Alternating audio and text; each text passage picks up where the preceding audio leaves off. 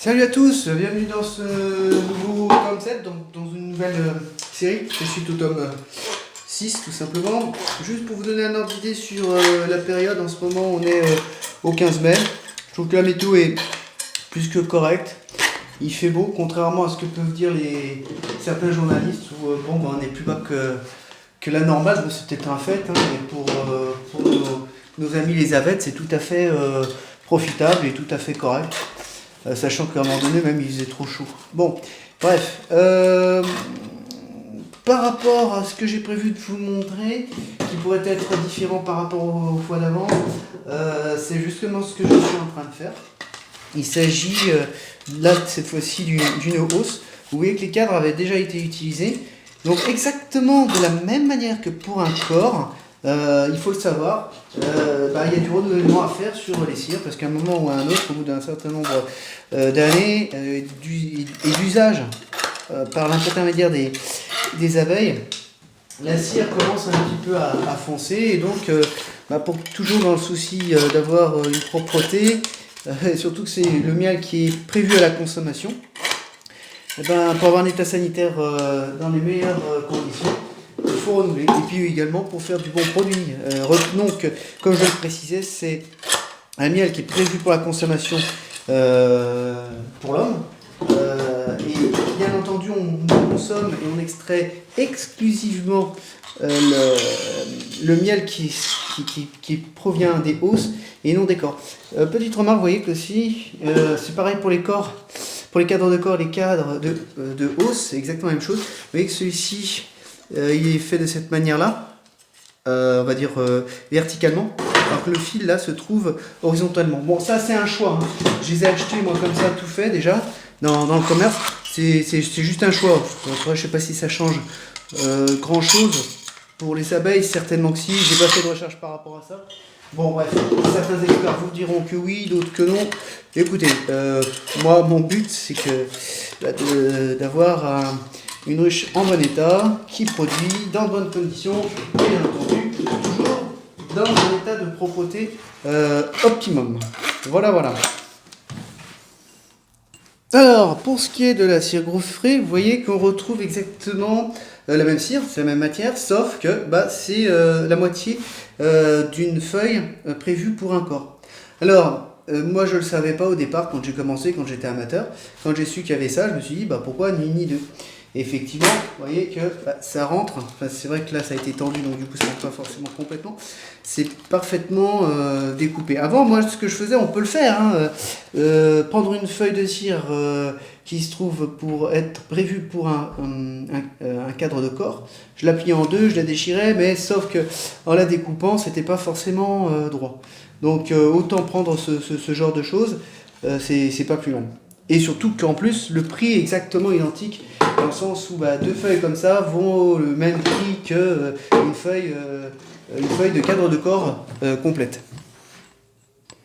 Et pour terminer, de la même manière que pour le corps, ici j'utilise donc un chargeur, et en faisant un espèce de court-circuit, tout simplement, là vous allez voir que la feuille de cire va commencer à fondre uniquement sur les fils. Alors je ne sais pas si on le voit bien à la caméra, moi je le vois là, ça a commencé à fondre, et voilà.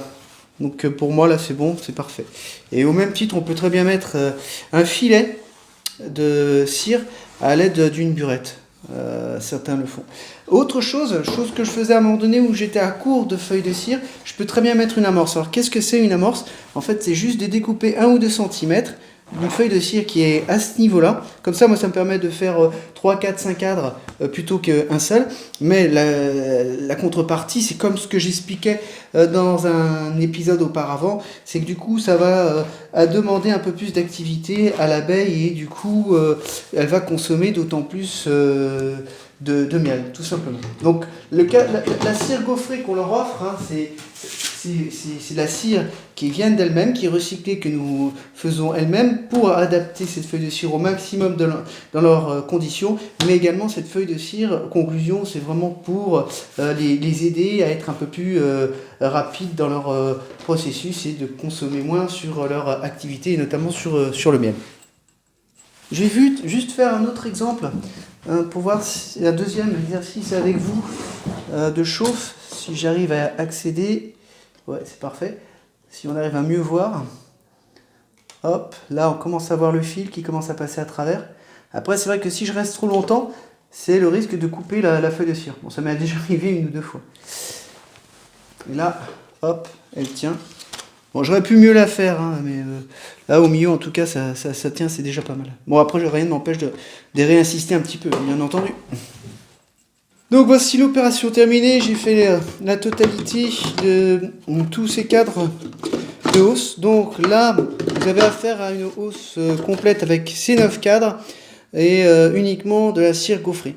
Donc maintenant, ce que je vais faire, c'est l'intégrer sur une ruche. Mais avant de l'intégrer sur une ruche, il est fortement conseillé, sauf quand on part de zéro, à ce moment-là, on est obligé de mettre la hausse telle qu'elle. Et à ce moment-là, bon, c'est vrai que ça fait beaucoup de travail pour la ruche avant de pouvoir commencer à stocker le miel. Mais ce qui est fortement recommandé, c'est d'alterner, si vous avez des cadres de cire bâtie, d'alterner cire gaufrée, cadre de cire bâti, gaufré, bâti, gaufré, bâti. Moi, ce que je vais faire même mieux que ça. Je vais essayer de diviser la répartition de l'activité et de l'effort à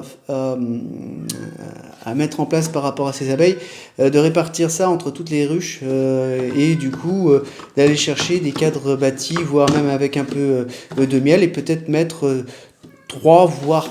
Enfin ouais, je peux me permettre de mettre 2 à 3 cires gaufrées par hausse. Donc ce qui va vraiment réduire l'activité à fournir par ces abeilles. Donc nous y voilà. Là on est sur une ruche qui fait 5 hausses. Il y en a une paysanne que j'ai retirée depuis, je ne fais que rajouter des hausses, sachant que j'ai prévu mon extraction d'ici 2 semaines, donc le week-end du 30-31 mai. Donc ce que je fais, là vous voyez que c'est une hausse qui est vraiment très vide, la dernière bien entendu. Et ce que je fais, je retire ce cadre de cire bâti, oh là décidément, ok je vais y arriver, pour le mettre dans cette fameuse hausse. Du coup pour alterner. Alors, je vais montrer un peu mieux. Là je pense qu'on voit déjà beaucoup mieux. Ici j'ai tous mes cadres de cire gaufrés. Donc ici, sur cette ruche là, je vais en prendre 2. Comme ça je vais alterner bâti, gaufré, bâti, gaufré. Hop. Donc ces deux-là, je vais les mettre tout en haut de cette ruche. Ici. D'ailleurs, j'ai même pas besoin d'en fumer, il n'y a pas de nécessité. Autant limiter comme ça. Et du coup, je vais prendre une deuxième qui n'est pas trop pleine. En général, celles qui sont sur le côté sont celles qui sont les moins pleines. Et que je mets cette cire là. Et après, il faut une intervention, c'est terminé. Et ici, vous voyez que j'ai ma cire bâtie. Ah là là. Hop, hop, hop. Voilà. Comme ça, tout le monde a un petit peu de travail à effectuer, sans qu'une seule et unique ruche se retrouve à réaliser tout le travail. Et ici, je mets ma cire bâtie. Ah bah tiens, merci, c'est sympa. Hop, là ça minimise un peu plus. Donc je retire encore 2 cadres de cire pour le mettre un peu plus loin sur une autre ruche. Donc on arrive sur la deuxième ruche que voici. Donc là je sais que j'ai posé une hausse récemment, donc je vais facilement trouver les cadres que je veux. Et vous voyez qu'ils sont tout vides. Et puis par ailleurs, bon, je prends soin quand même de secouer les abeilles pour pas les mélanger entre les différentes ruches, autrement ce serait pas cool. Il m'en faut un deuxième. Les abeilles. Et où est-ce que j'ai mis les 2 cadres? Là je les ai perdus. Non, je sais pas ce que j'en ai fait. Ah si, c'est bon. Les voici. Les voilà.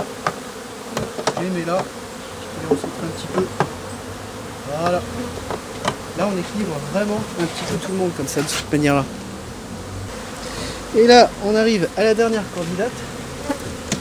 De pouvoir trouver de la cire bâtie. Celle-ci aussi je sais que je viens de mettre la hausse, donc normalement je ne devrais pas avoir de problème pour trouver chouette. En voilà un premier. En voilà un deuxième. Et j'ai plus qu'à mettre ces fameuses cires gaufrées que voici, que voilà. Et hop, et c'est parti. Donc chacune ont eu 2 cadres de cire gaufrée, donc ce qui n'est pas énorme. Hein. Résultat des courses, on en est où?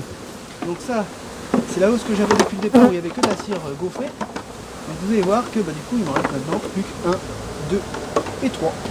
Et que je prends bien soin d'alterner. Tout le reste, vous voyez, c'est de la cire gaufrée. Donc le fait de mettre une nouvelle hausse comme ça, ça permet vraiment, comme je le disais, je me rappelle, de limiter le surplus d'activité qu'il y aura effectué plus sur une ruche qu'une autre. Et là du coup, on arrive au bout du bout, où c'est ma fameuse ruche, où je souhaite, je ferme les lèvres décidément, où je souhaite rajouter cette fameuse hausse, car je m'aperçois que il y a 1, 2, 3, 4 hausses déjà, et elles sont plus que remplies. La dernière n'est pas complètement remplie, mais elle commence à être suffisamment remplie pour se dire tiens, avant qu'il n'y ait plus d'espace, on va rajouter cette hausse. Et voici, tout simplement. Décidément. Donc voilà. Voilà.